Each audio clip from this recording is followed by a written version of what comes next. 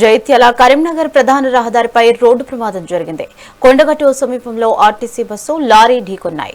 ఈ ఘటనలో 20 మంది ప్రయాణికులు గాయపడ్డారు. వారిలో 5గురి పరిస్థితి విషమంగా ఉంది.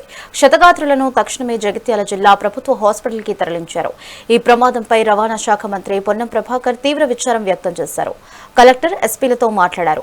బాధితులకు మెరుగైన వైద్యం అందించాలని, ఘటనపై సమగ్ర వివరాలు సేకరించి అండగా నిలవాలని టీజీఎస్ఆర్టీసీ ఎండీ అధికారులను మంత్రి ఆదేశించారు.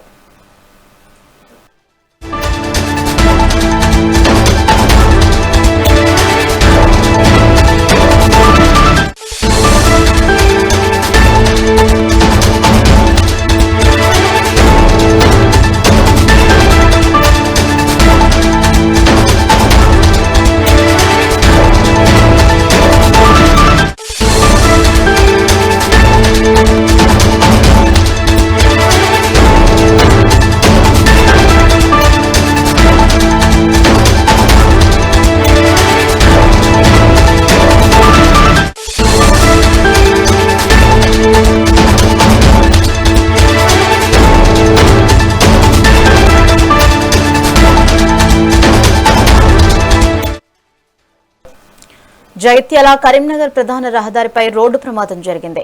కొండగట్టు సమీపంలో ఆర్టీసీ బస్సు లారీ ఢీకొన్నాయి. ఈ ఘటనలో 20 మంది ప్రయాణికులకు గాయపడ్డారు. వారిలో 5గురి పరిస్థితి విషమంగా ఉంది. క్షతగాత్రులను తక్షణమే జగిత్యాల జిల్లా ప్రభుత్వ హాస్పిటల్కి తరలించారు. ఈ ప్రమాదంపై రవాణా శాఖ మంత్రి పొన్నం ప్రభాకర్ తీవ్ర విచారం వ్యక్తం చేశారు. కలెక్టర్ ఎస్పీలతో మాట్లాడారు. బాధితులకు మెరుగైన వైద్యం అందించాలని, ఘటనపై సమగ్ర వివరాలు సేకరించి అండగా నిలవాలని టీజీఎస్ఆర్టీసీ ఎండీ అధికారులను మంత్రి ఆదేశించారు.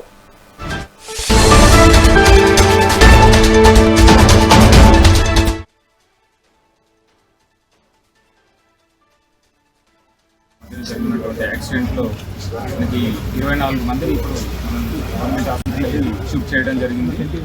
ఇందులో 20 మంది వరకు మినిమమ్ అంటే మైనర్ ఇంజురీస్ అయినాయి.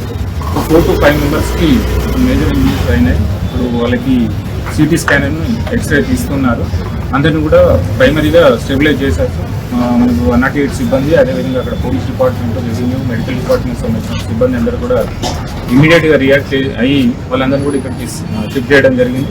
ఇప్పుడు అందరు పేషెంట్స్ను కూడా స్టెబిలైజ్ చేశారు. వాళ్ళకి సంబంధించిన డీటెయిల్స్ అన్ని తీసుకుంటున్నారు. సో అత్యవసరం ఉన్నటువంటి వాళ్ళు ఎవరైతే ఉన్నారో వాళ్ళకి ఇమీడియట్గా సిటీ స్కాన్, ఎక్స్రే తీయించేసి మనకి ఎమర్జెన్సీ కేర్కి ఒక 4 నుండి 5 పేషెంట్స్ని అక్కడికి షిఫ్ట్ చేయడం జరుగుతుంది. ఒక హాస్పిటల్లో క్రిటికల్ కేర్కి.